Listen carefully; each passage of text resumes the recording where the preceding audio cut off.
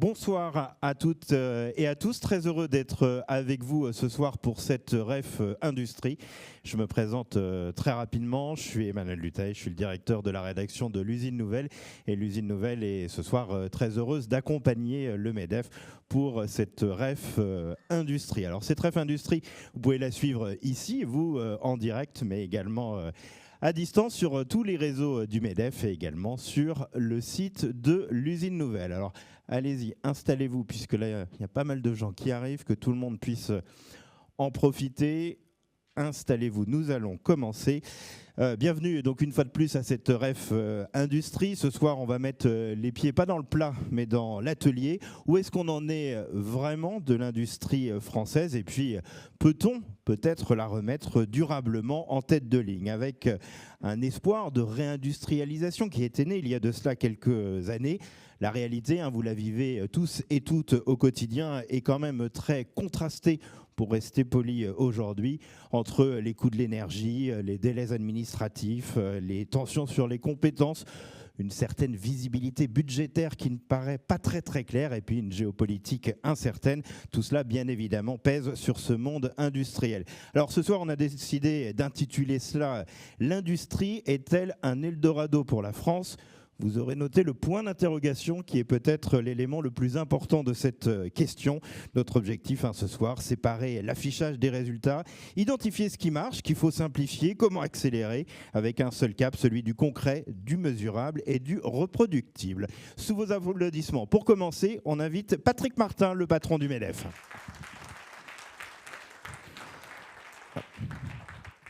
Allez-y, prenez place. Vous avez un micro juste devant vous. Bonjour à tous.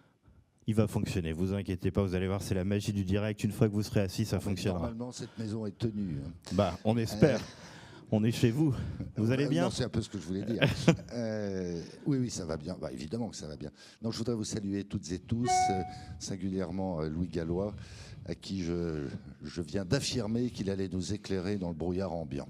Voilà, on le retrouvera effectivement. Il est assez épais, donc il n'entend pas. Donc je me permets de déformer ses propos en me disant que oui, il nous apporterait la lumière. Voilà, Louis Gallois et Anne Lauvergeon qu'on retrouvera juste après vous Anne. pour la conversation d'ouverture. Mais on va commencer avec vous, Patrick Martin. Pourquoi il était important pour vous que le MEDEF consacre une de ses rêves thématiques à ce thème de l'industrie? Est-ce que c'est parce que vous sentez qu'à nouveau on est en train de rater le fil de l'histoire? Non, c'est d'abord parce que cette maison est industrialiste, et c'est pas parce que c'est la semaine de l'industrie qu'on s'est dit tiens, on va faire une rêve sur ce thème-là. Très au-delà du fait que nous comptons dans nos rangs évidemment toutes les fédérations industrielles, on a, et j'ai singulièrement, parce que je suis moi-même industriel, la conviction profonde que c'est un enjeu très structurant, je serais tenté de dire existentiel pour notre pays. Donc voilà, on fait cette rêve, nos rêves généralement une certaine audience, je ne sais pas si elles ont un certain impact, mais je pense que si quand même. Et donc cette mobilisation, remobilisation finalement assez récente du pays autour de l'industrie, initiée, lancée par Louis Gallois, que je remercie très sincèrement, ça doit être une grande cause pour notre pays, parce qu'on sait bien que l'industrie emporte en définitive beaucoup de choses, en matière d'innovation, en matière d'exportation, en matière de pouvoir d'achat, en matière de prospérité des territoires. Enfin, ça coche toutes les cases, si je peux parler ainsi. Ça coche toutes les cases, et ça a été un des grands thèmes de ces dernières années, la réindustrialisation. Il y a eu une forme de rebond. Si on regarde depuis 2019, il y a eu encore aujourd'hui, plus d'ouverture que de fermeture. Malheureusement, si on regarde depuis la dissolution, on a à nouveau plus de fermeture que d'ouverture. Je tire ça d'un excellent baromètre, celui de l'Usine Nouvelle, où là, sur l'année 2025, on atteint un nouveau record de fermeture par rapport aux ouvertures, avec un solde négatif de 28. Malgré tout, on est capable encore, selon vous, de réindustrialiser ce pays? Comment on évite que ça se transforme en désillusion, cette réindustrialisation? Non, c'est pas une désillusion. Et puis moi, je ne veux pas rentrer dans cette polémique, en définitive, qui porte sur l'épaisseur du trait. Est-ce qu'il y a un peu plus d'ouverture, un peu plus de fermeture? Est-ce qu'on raisonne en nombre de sites, en emploi, etc. La seule évidence, c'est qu'on n'est pas à l'échelle et qu'on n'est pas dans la cadence. Donc, je ne reviens pas sur tout ce que j'ai dit précédemment, qui, me semble-t-il, est partagé au moins ici. Ce qui nous importe, nous, c'est que on identifie, c'est le cas déjà, les voies et moyens d'une industrialisation. Je ne parle pas de réindustrialisation réindustrialisation. Parce qu'on sait très bien que l'industrie de demain n'est pas l'industrie d'hier. Quand on dit réindustrialisation, il ne faut pas entretenir ce fantasme qu'on réimplantera en France des industries traditionnelles qui, c'est dommage, mais périclitent ou ont déjà disparu. Donc c'est bien l'industrie du futur qui nous intéresse. Donc il faut qu'on identifie, c'est le cas, les voies et moyens, et puis qu'ensuite on les mette en œuvre.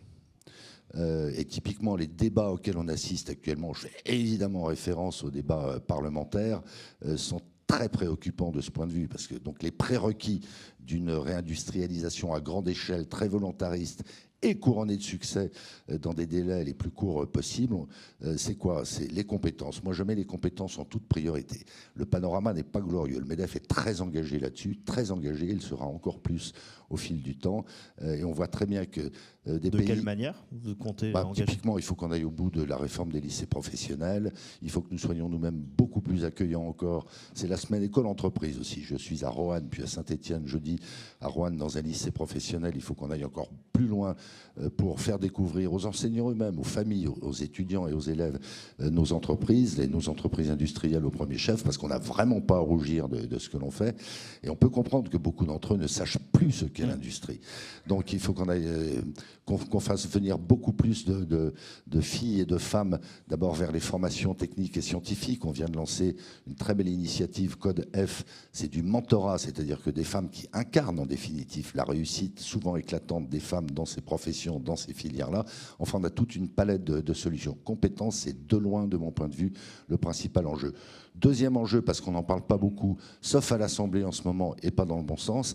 Moi, je n'ai pas compris qu'on pouvait produire plus si on ne travaillait pas plus, et si par ailleurs, on ne se dotait pas des capitaux.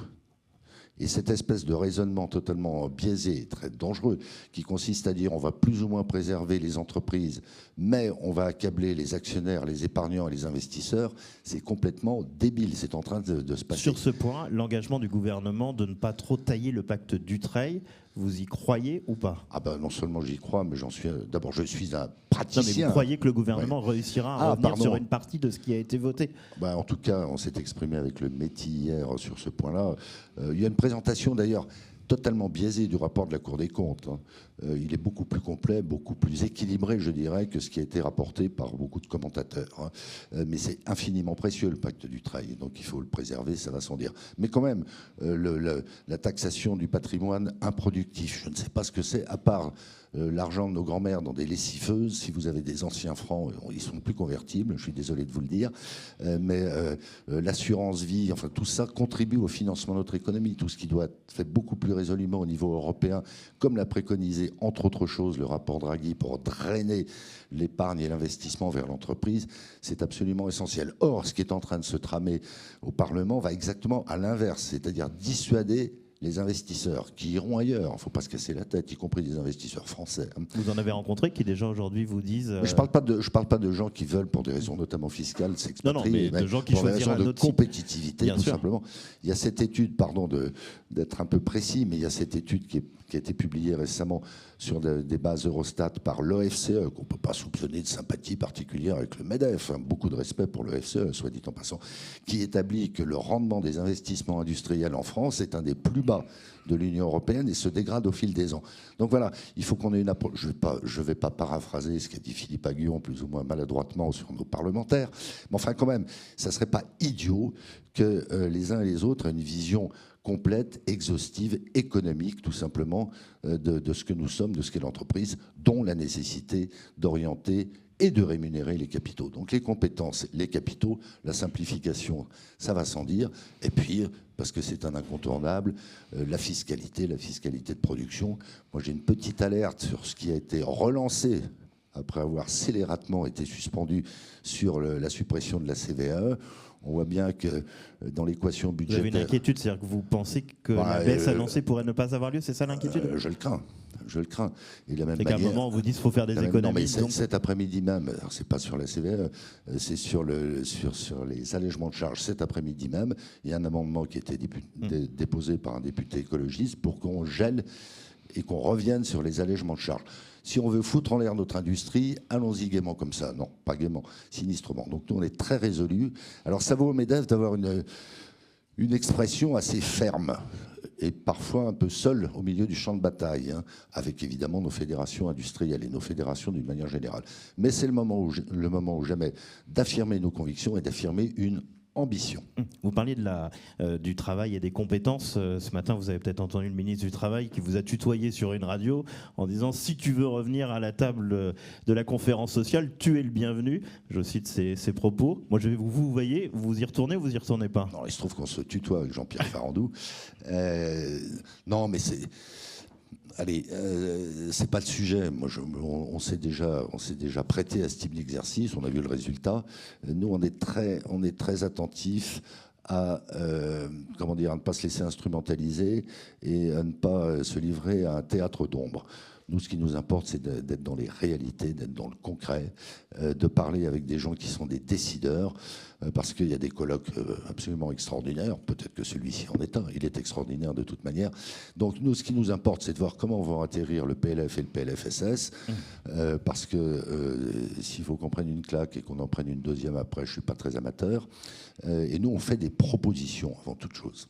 Mais vous sentez entendu, si vous deviez ne pas l'être, vous aviez prévu un moment de faire un grand rassemblement pour marquer les esprits, ça pourrait revenir sur la table parmi les idées? Oui, je ne sais pas si c'est le lieu d'en parler, mais moi ce que je sens dans nos rangs et singulièrement chez les industriels, c'est qu'il y a une déception, il y a une inquiétude, il y a une frustration, ici et là une colère. Mais la colère, c'est pas ce qu'il y a de pire, parce que ça veut dire qu'on a encore la niaque.